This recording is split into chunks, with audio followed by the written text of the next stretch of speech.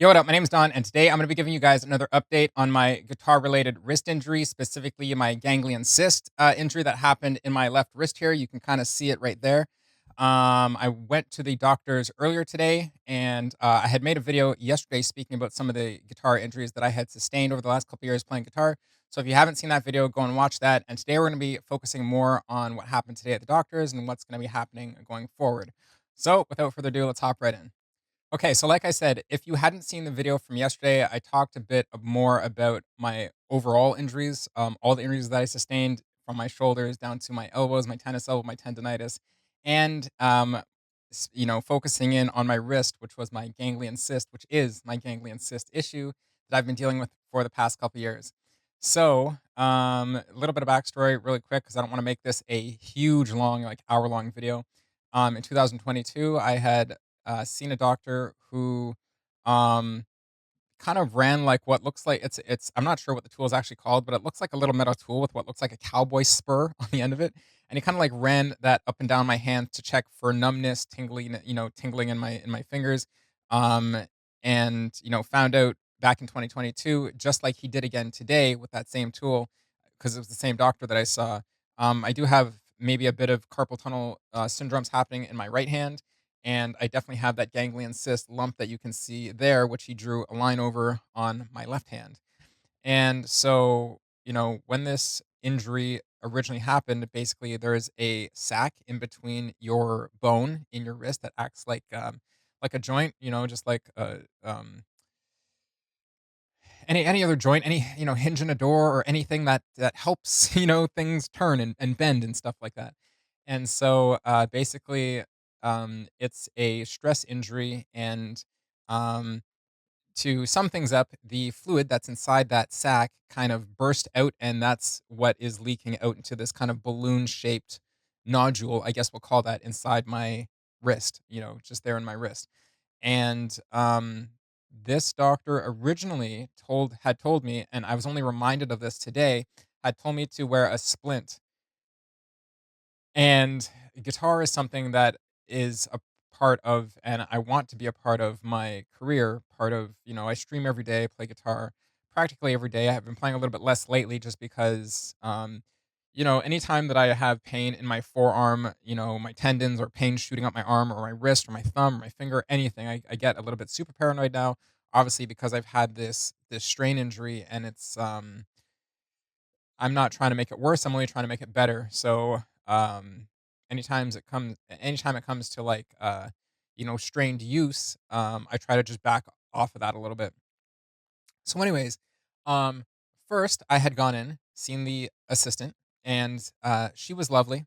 I live in Canada, so I just want to also maybe talk a little bit about the Canadian healthcare system and how absolutely honestly crap it is. People who live outside Canada may think that, oh, we have free healthcare, we pay taxes, free healthcare, it's great. And it's a system that works in essence when the balance is right, essentially when the supply and demand is right. Anything outside a certain threshold, it doesn't work and completely breaks the system, which is what's happened in Canada ever since COVID time and lockdown and this and that. The healthcare system here still hasn't recovered. There's still a massive shortage and lack of doctors, nurses, etc., just healthcare people, healthcare practitioners in general. And so what ends up happening, to summarize it all up, is you end up waiting insanely long times for subpar service. So let's go back to 2022 when I saw this doctor originally. He basically said, because this was November 2022, that I got the requisition to see him, and I think I had seen him in December, literally like just before New Year's. And because everybody doesn't want to be in the office, then I could feel the energy of how uninterested this doctor was um, to help me out. And honestly, I sit here today, you know, normally I wouldn't name drop people, but I was livid today, shaking, like shaking mad when I left the office because, you know, Dr. Toma is honestly such an unprofessional piece of shit. There's no other way to say it. Such an unprofessional piece of shit that They are an example of the absolute bottom of the barrel of professional practice. I've always thought that if you don't wanna do your job, get out of the way so somebody else who's interested in doing the job can do the job, and that is the situation that happened today. So I don't wanna sugarcoat it, I just wanna express it exactly how I feel about it. I was absolutely livid angry, and I'm livid angry because this is something that I've been dealing with for the past 2 years, something that I've when I seen him the first time, just basically told me, "There's nothing I can do for you because you have feeling in both your hands and both your fingers," on wherever he was running that tool up and down my fingers, right? Um, right. So I had gone back to my family doctor complaining again because again, the sac, right, that was leaking inside of my wrist, inside of under my skin was getting bigger.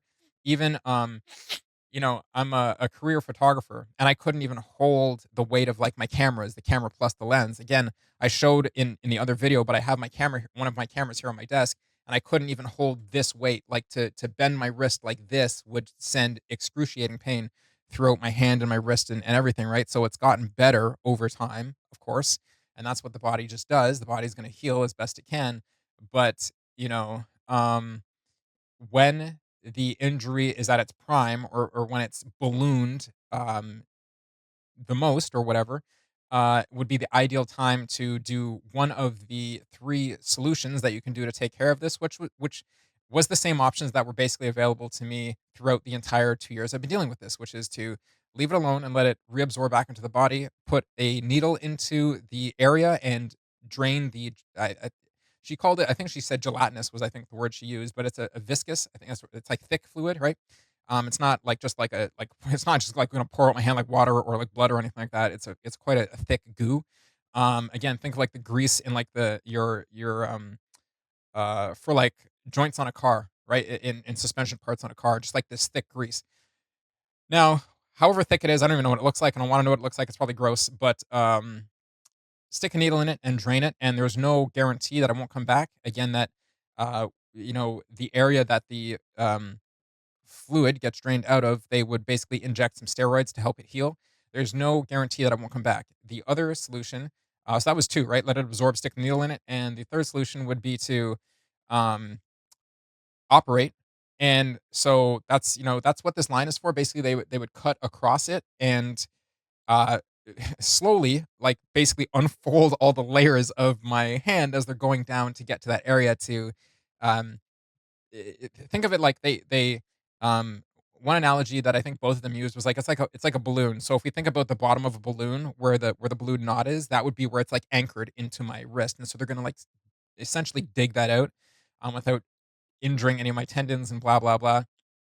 And she told me about the risks and stuff like that. And there's a 15 to 20% chance that it could come back. And I understand all that. And because nobody's helped me over the last 2 years, and when I say nobody's helped me, I mean I've done all the waiting. I've waited the months at a time, like sometimes 3 months out, 3 months out, 6 months out, like whatever it was. You know, they say they can't do anything. I wait half a year. I wait a year. It's just whatever. Sometime in 2023, I had gone and got an ultrasound when again it was being inflamed. The area was inflamed, so it was getting larger. And I got an ultrasound. They confirm it. The It was a lady, very nice lady, confirmed it. Yep, that's a typical ganglion cyst. They're benign, by the way. It's not cancerous. I don't know why they call it a cyst, but it's just a sac that leaked out essentially in your wrist. Um, it's your joint sac. So, my joint sac leaked out. So whatever, she confirms it's a typical ganglion cyst, and uh, I think it's 2 weeks until my appointment that they remake at that point after they gotta confirm it first. So when I gotta wait another 2 weeks. I go in, I don't do anything with my wrist. I let my wrist rest, right, over those 2 weeks. I go in, and they do another ultrasound when you go in to, again, confirm the area, I guess, get the exact location, whatever, whatever, and they scan it, and she looks a little bit hesitant, like unsure, right? So whatever, she leaves me in the room, and she comes back a little bit later with the doctor that's going to do the procedure, and he's like, basically, it's too small. The ganglion cyst has shrunk in size and it's too small for us to operate. And I am pissed off at this time. I remember being pissed off, but also sad. It was the same feelings that I was having today. I'm pissed off because you wait so long. And in Canada, there's this mindset that a lot of people, this is what we pay taxes for. We pay taxes as a nation, nationwide, so that the system can work for us. We don't pay taxes so that we can wait months and months and months of suffering, right? However serious your situation is, but suffering nonetheless, to go in and be told nothing we can do for you, you know? Um so I was sad. Like I did end up crying that day. I was completely sad because it feels like just nobody wants to help you. It doesn't matter how strong or tough you are when your body breaks down, especially from the inside, tough doesn't mean anything, right? It's you need help. You know what I'm saying? Like muscles aren't going to get you through this, or a tough mentality, whatever. Like you need help, right? Um, it's today I can say like I literally had to stop playing guitar after an hour because there were pains shooting up my arm, my forearm, and there's just this uh a very uncomfortable feeling around my wrist in that whole area, and it's not it feels like it's not worth fighting past. And for the doctor to tell me the things today that he did, honestly, Dr. Toma, if you see this video, I want you to know that you're a piece of shit and you should not be in professional practice. You shouldn't. You are an embarrassment to the entire professional body of doctors who actually care for their patients. And I hope that you don't have another opportunity to, crush somebody else's hope with the fact that you essentially don't want to do your job. In my opinion, because you're a coward. In my opinion, because you'd rather just sit on whatever paycheck you're making without actually having to do anything. Again, I saw you in 2022 and you didn't do anything. I saw other doctors to do the ultrasound to confirm the ganglion cyst location and reconfirm it 2 weeks later the ganglion cyst location, and then tell me they couldn't do anything, and then tell me to go back to my family doctor to go see a hand specialist, which I complained to that family doctor that I didn't want to go see the original guy I saw because he was complete fake. I'm talking about you, Dr. Toma. You're a fraud. I want you to know that. You're a fraud. And so somehow, my family doctor, who is a whole nother situation where my actual family doctor that I've had for my entire life retired a couple of years ago.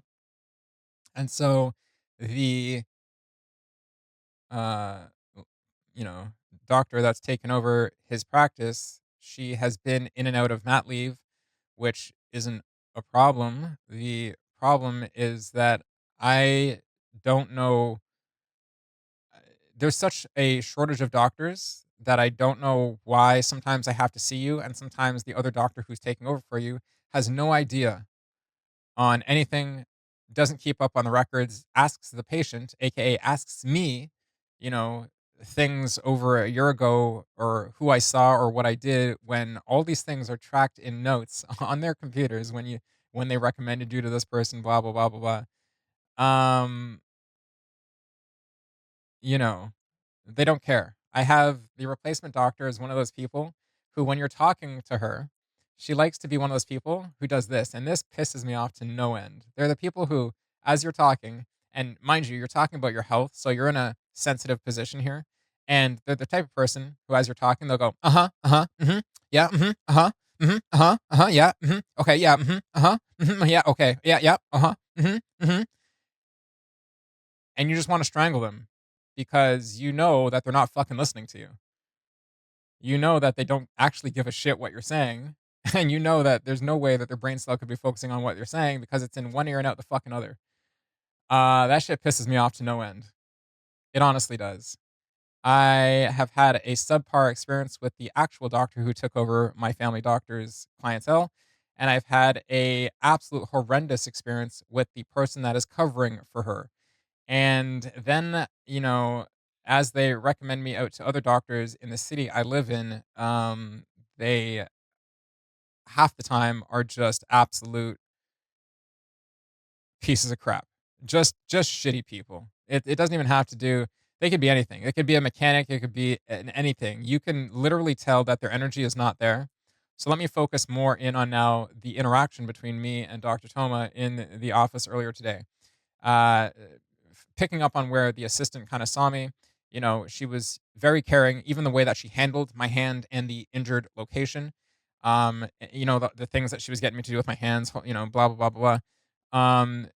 The way that she was listening to me, the way that she was participating in the very back and forth communicative, building a bridge of communication, building a bridge of understanding. She was very certain people are just how do I say? It's like some people just got it and some people don't, right? Another analogy I like to use all the time for some reason, some teachers just know how to teach, and some people could have all the knowledge in the world, but they don't know anything about being a good teacher. Not even the first thing. It's being a good teacher is not something that you have to study in a book. I think it comes down to how empathetic and how understanding you can be for another human being from the get go. And if you can't do that, I just the whole exchange of anything, whether it's being a teacher, exchange of knowledge, or exchange of service or whatever, is just going to be lackluster. So she was very caring, and very empathetic and very mindful to what I was saying. She asked me, she gave me a chance to explain what I knew about the ganglion cyst and the potential of an operation. She told me that there's basically they don't want to do an operation. They want it to be the last resort thing that they do, just because obviously there is the potential of injuring your other things in your hand. I mean, it is your wrist. All your things go through your wrist, so it's a very uh, high traffic sensitive area. You know what I mean? And she tells me, there's a 15 to 20% chance that it could reoccur. I don't obviously plan to let it reoccur because how it happened originally was months of strain. So what I can tell you from firsthand experience is the scientific name for the sac that's inside your wrist can take a lot of abuse. It can take a lot of strain before it essentially pops, which is so gross to think. But it doesn't happen over like one night of going a little bit too hard and keeping your wrist too kinked. It happens over a long time. So you have a lot of leeway. And I just wasn't smart about listening to my body, which I am very mindful about now. Like I said in the other video, stretching is so important. Be mindful of your body. What you do on one side, do on the other, and it's so true. If you don't use it, you're gonna lose it. Basically, uh, you got to keep active. You got to keep active, and in the back of my head, I'm thinking when I was a younger, a teenager, I had injured my ankle, my right ankle. My skateboard rolled over it, and it was like as big as like the softball baseballs, like the huge, canker ankle baseballs. Um, but I never saw a doctor for that. I remember 2 days later, I was literally taking my right foot in my left hand and like slowly rotating my foot to get that motion and range back, and I noticed that, like, even when I watch some other guitarists talk about their hand injuries and how some doctors, the uneducated ones that don't care and don't even care to study a subject that they might not be educated on just because they have the title of doctor beside their name, it doesn't sometimes it doesn't mean shit, I'll be completely honest. Like, I had a doctor who told me who was seeing me for something completely unrelated to my hand, go, "Don't they pop those with books?" And this just proves that very smart people can be absolutely stupid as hell. They're just people. They're just people, right? We all have our areas of expertise. They're just people. That's literally it. So some people are smart and have a general wealth of knowledge. Some people are just that's their lane and they have their horse blinders on and they don't know anything else about anything that goes on outside their lane. Um, so uh, it's what was I gonna say? The assistant again was very mindful and gave me a chance to explain what I knew about the operation. And once she got through talking me through it, we had a very amicable understanding of what each other was saying. And so she says, "Okay, and I'll go get the boss and this and that." And she had asked me at one point. She goes, "Didn't you see Doctor Toma in 2022?" And I'm like, "Oh, I don't know. Like, I don't know. You know what I mean? Like, I don't just have the photographic memory of this dude's face or his name in my head. Like, I don't know. Sure. I'm like, shouldn't you guys have this on file? You know what I'm saying? So, anyways, um, he comes in, and I still don't have any visual recollection of who he is. I can't remember him from seeing him in pretty much around New Year's in 2022. I have no idea. He's like, "Didn't you see me before?" I'm like, "I don't know." Right? And um, he's kind of mumbling, kind of like old people do. They kind of float and drift and like mumble and are just kind of floaty in their cognitive presence of being in the moment. And he's like mumbling something about cannot find his notes, something something. And she's like, it's right there, Dr. Toma. And she was like talking to him as if he was like a kind of like losing his again cognitive ability old man, right? And I'm thinking the whole time, I'm like, oh great, like this isn't you know, it's an energy reading. You know what I mean? Like I'm not going in there like some sort of spiritualist, trying to do like witchcraft or nothing. I'm just like it's just you can tell. You can tell that he's got no idea what's going on, or that he's not interested, or that he just wants to get on to his next patient, or that he doesn't care. He's not there. He's not in the room. You can just tell, right? So, after her guiding him through whatever, checking paperwork and asking me questions that and literally I didn't interrupt him, right? I was just listening, but he gives me the exact same speech that she just gave me.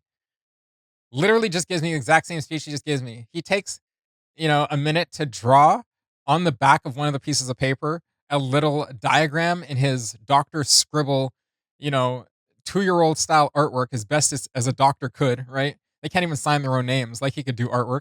So, he tries to show me. I'm like, I know. Like, I know, and it's just like I'm turning into the person like I hate it before going, yeah, yeah, yeah, I know, yeah, yeah.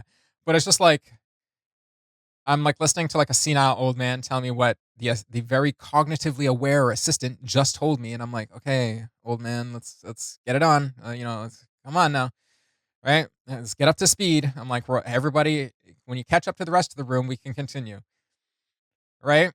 And he basically said it's my suggestion that he told me to wear a splint. He goes, in telling me to wear a splint, he goes, last time I saw you, I told you to wear a splint. Did you wear the splint? And I looked at him, I'm like, dude, if I'm trying to be a career musician and continue to do music, which I play every single day, and I'm a career photographer that I've been doing for the last 8, 9, almost 10 years now or whatever. Um, a splint isn't gonna work. He's like, oh yeah, you just adjust. I'm like, this fucking idiot thinks I'm gonna use a splint for the rest of my life. Isn't it your job? Isn't this why you are the supposed specialist? Aren't If I opt for operation, I don't give a shit if you don't want to do it. If you are coward, if you are inexperienced, whatever the reason is, whether it's legitimate or you're just bullshit cowardice, you know. And I told him this, why don't you recommend me to somebody who can do it? He goes, no, no, no, I won't recommend it. Your family doctor will. So hold on, let me fucking understand this right. I just waited another couple months, right? I waited another couple months after the people told me that they couldn't drain it. Waited all this time, waited past the 2023 Christmas and all that time. Waited all this time to get here to May to go back and see the piece of shit doctor that I had a bad experience with the first time and told my family doctor that. And I guess she didn't do her fucking research on to get me to a doctor that, you know. And I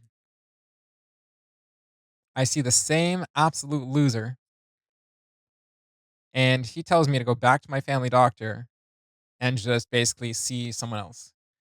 And that there are like 4 or 5 other plastic surgeon doctors or whatever, hand specialist doctors that can do. I don't want to see any doctors in this city. I think they're all pieces of shit. And even if they're not, like that's just the experience that this whole city has given me from a multitude of different experiences um, regarding health. And, you know, um,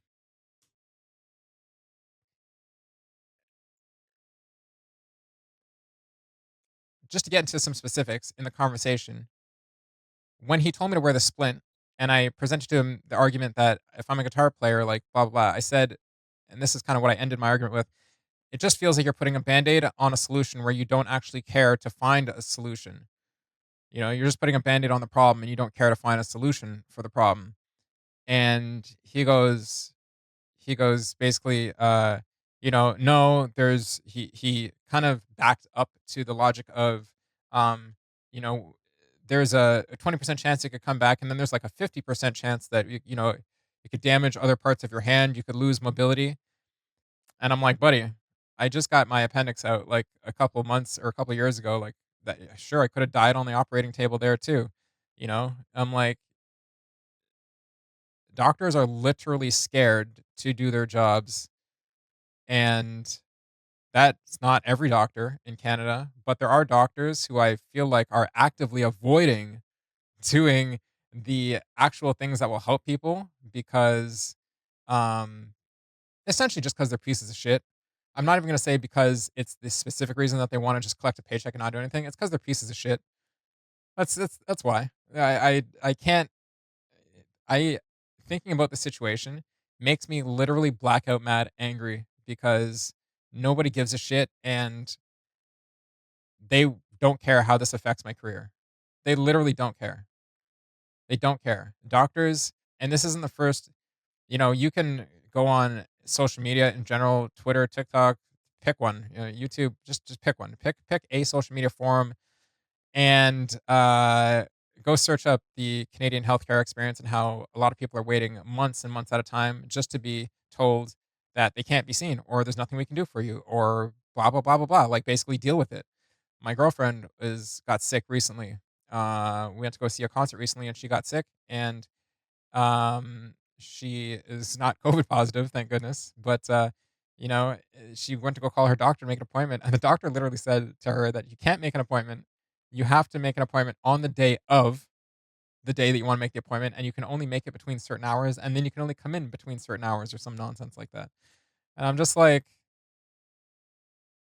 if the doctors don't want to see you when you're sick, who the fuck is supposed to see you?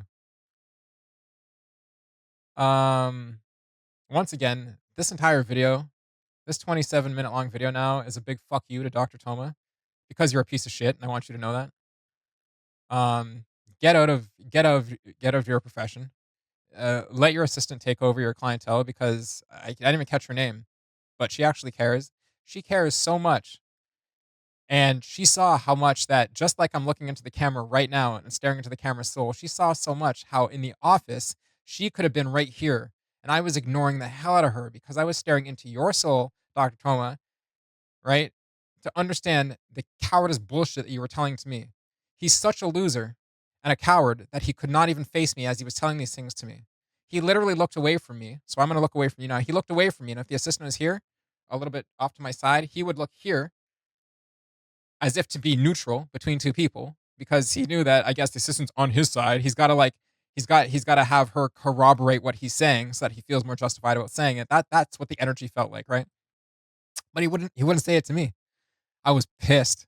I was fucking pissed. If eyes could kill, bro, I was looking as staring through his head. I was pissed at the things he was telling me. Once he finished the last thing he was saying, I did not even respond, which I think was about, going back to my family doctor and being recommended to a new specialist or something, which is going to take another couple weeks, if not months. And if they You know what I mean? Like, who knows the state of my hand, how it's gonna be by then, if I'm gonna injure myself, blah, blah, worse. I'm not trying to, but, um, you know, it's been now what, going on 3 years since my original injury? Does it like, you know what I'm saying? It's almost like I should just give up on myself. I should give up on my dreams of being better at guitar. I should give up on my dreams of being able to do, stretches that injure my hand now or whatever. Even if it's like holding a guitar or playing for a couple hours anymore. It's very simple things that I should be able to do. And it's just like the doctors don't give a shit. So why don't I just give up on myself? That's the state of Canadian healthcare right now. I'm livid about it, and that's why I'm swearing up and down the house in this video. I'm literally livid about it. Thank goodness this is just my hand. I say just, but thank goodness it's my hand and not like my heart or something way more serious going on. But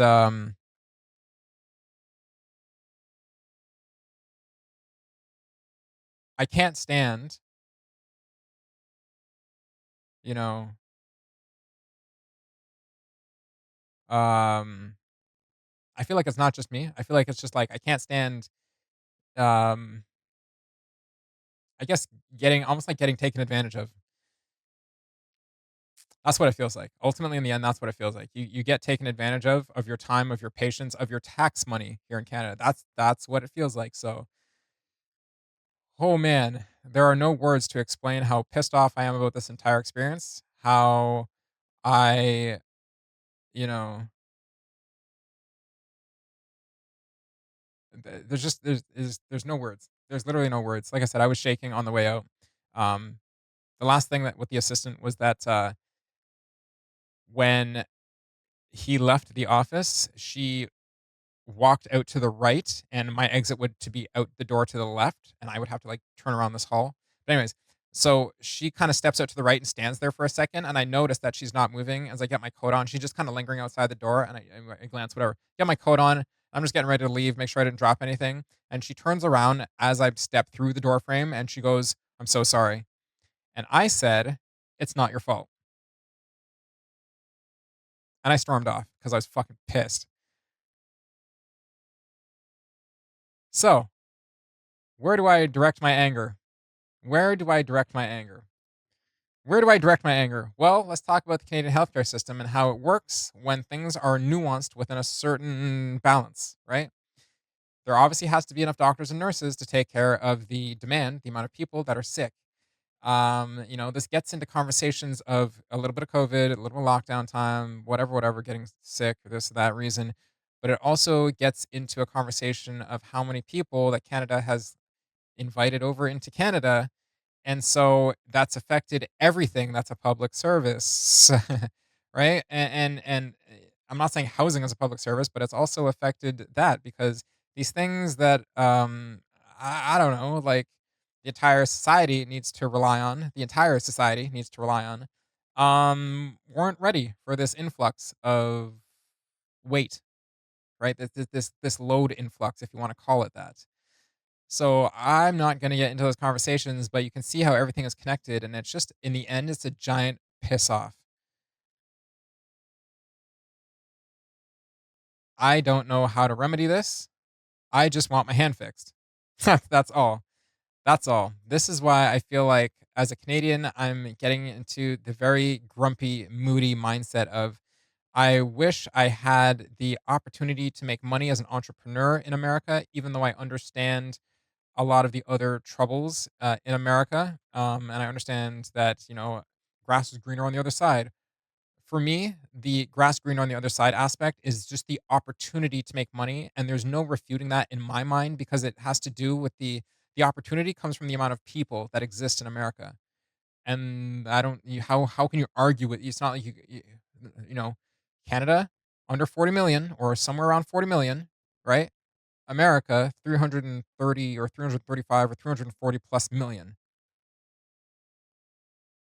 Come on, it's not even a contest. It's not a contest. I'm an entrepreneur. I tried to do a business in Canada.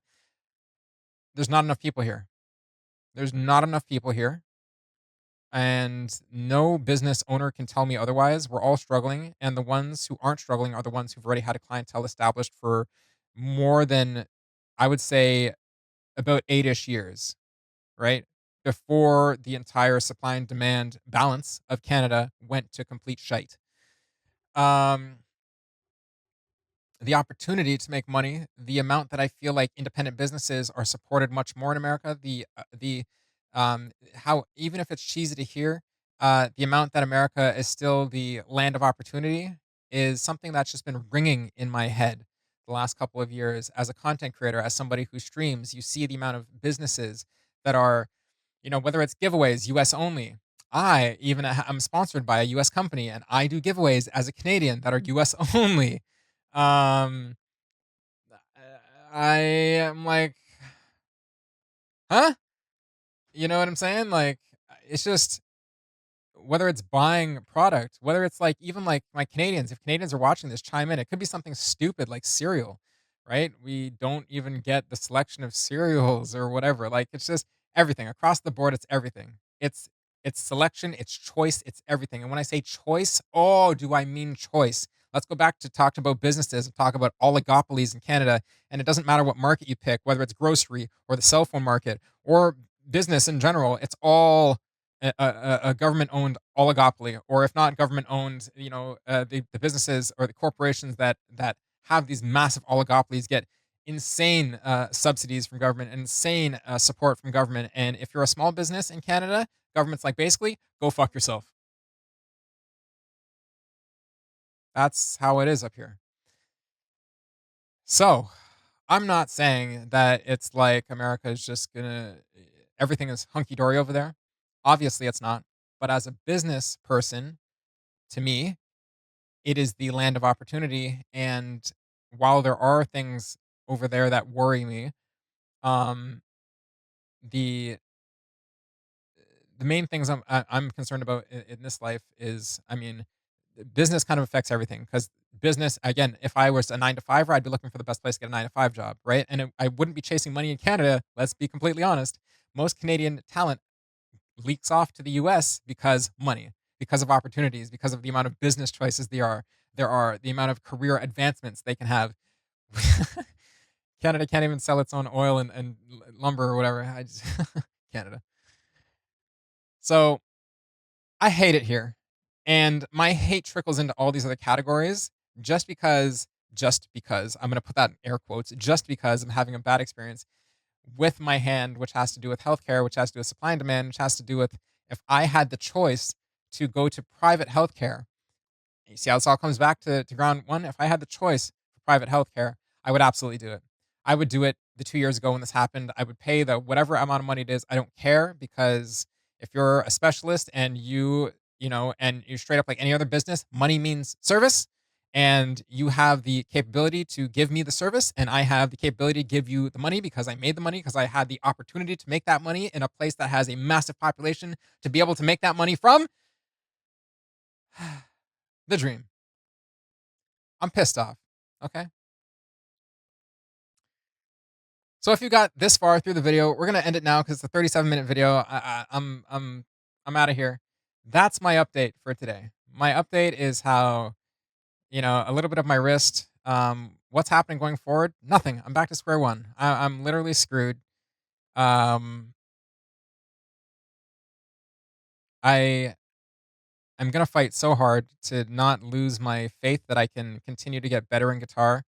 Um, but I obviously don't want to make my hand worse, and there's only so much I can do. So if you've gone through this, you know, let's share some words of encouragement for each other. If you've gone through this and you did get the operation, um, let me know how that went for you. Honestly, I could use some words of encouragement because I'm just sad and mad. I'm mad and I'm sad. I'm mad first, and then I'm sad. Mad because of these piece of shit humans around me who don't want to help and don't want to do their job and don't even want to recommend you to somebody else that they may know in the industry to help you get this. They don't want to do it for the benefit of your health. They don't care. They don't care, and that's the feeling that I got today. Dr. Toma doesn't care. He's a piece of shit. Um, you know, yeah. If you've gone through this and if you're dealing with this currently, also sound off in the comments down below. And other than that, maybe we will get back tomorrow with some covers. I don't know. I want to get into some other types of content as I try to just mentally get through this because it is something that's mentally affecting me a lot. It's making me um, pretty defeated inside, and so I got to win that mental fight first before you know what I mean. It's like a battle on two fronts. I got to win that physical fight, or I got to just sustain through this physical battle, and I have to win the mental fight. Otherwise, what you think about manifestation is so strong, and what you think about your body will, you know what I mean. Your body will react to that. So, here's to healing. Cheers to that. That's my wine champagne glassware. Cheers. Yay. And if you like content like this, real content, like, share, and subscribe, and I will see you in the next one.